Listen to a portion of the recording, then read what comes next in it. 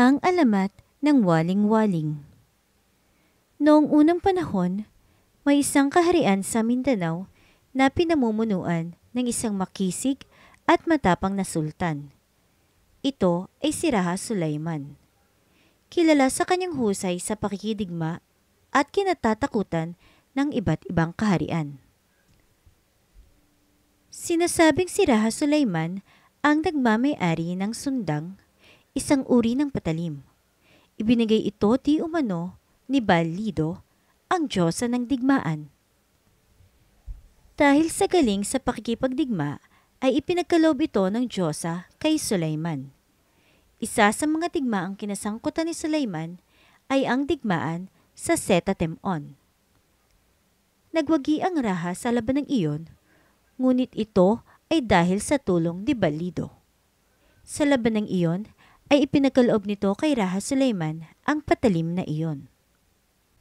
Ngunit bago niya ito ipagkaloob, ay sinubukan muna ng diyosa si Sulaiman. Inutos na putulin nito ang kaliwang braso. Di na nagdalawang isip ang Raha at nang tumama na ang patalim sa kanyang braso, ay himalang di ito tinablan.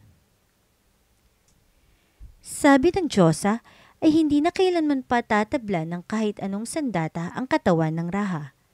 Sinabi din nitong si Raha ay mamamatay lamang sa utos niya.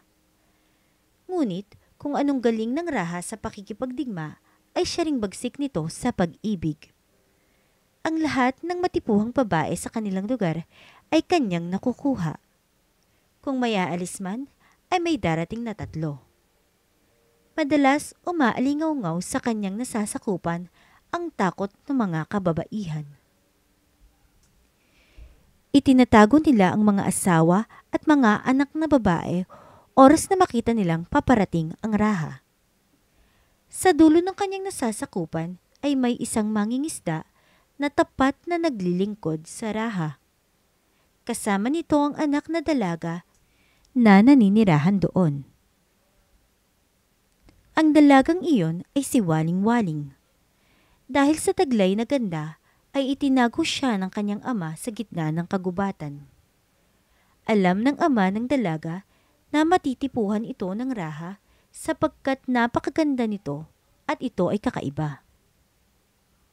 Tumira si Waling-Waling sa itaas ng punong mahogani at napapaligiran ito ng mga ilang-ilang at halamang gubat. Tanging ang kanyang ama lamang ang nakakaalam kung paano makaakyat dito. Ang ganda ni Waling-Waling ay talagang kamangha-mangha. Ang kinis nito ay singkinis ng sutla. Ang buhok ay sing-itim ng uling. Ang kanyang mga pisngi naman ay tila nadampian ng rosas. Ang mga matang sing-ningning ng mga alitaptap sa dilim at ang mga pilikmata ay pakurba. Isang araw, habang nangangaso ang Raha, ay napansin nito na tila may nakatira sa itaas ng isang mataas na puno. Sa gitna ng puno ay nasilayan nito si Waling-Waling. Sa unang kita pa lamang ay tila nabatubalani na ang Raha sa taglay nitong ganda. Tinanong ng Raha si Waling-Waling kung sino ang kanyang ama. Sa takot ng dalaga ay hindi ito nakasagot.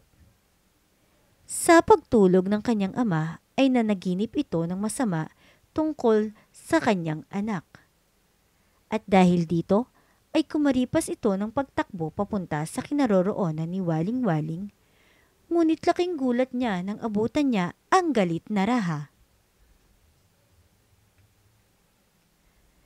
Sinabi ng Raha na hindi niya papatayin ang mangingisda kung papayagan nitong ibigay ang kamay ng kanyang anak upang mapakasalan at ibigin habang buhay.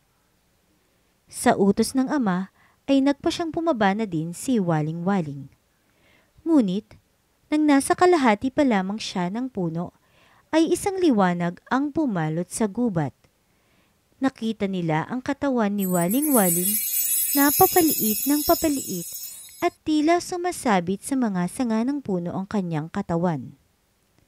Siya ay naging isang bulaklak. isang bulaklak na may lila at pulang batik sa kanyang mga talulot. Hindi makapaniwala ang Raha at ang ama ni Waling-Waling sa sinapit nito. Pagbalik ng Raha sa palasyo, ay inutusan nito ang mga kawal na kumuha ng bulaklak ng Waling-Waling sa gubat upang ipalamuti sa mga puno sa palasyo. Isang pag-alaala sa pag-ibig na sana ay kanyang naabot. Kamusta ka? Nagustuhan mo ba ang storya ng Waling-Waling? Narito ang ating mong pala upang magbahagi sa iyo ng ilang pang impormasyon tungkol sa bulaklak na ito. Ang Euanthe sanderiana ay isang bulaklak sa pamilya ng orkidya. Karaniwan itong kilala bilang waling-waling sa Pilipinas at tinatawag ding Euanthe nisander o Sanders euanthe sa Ingles.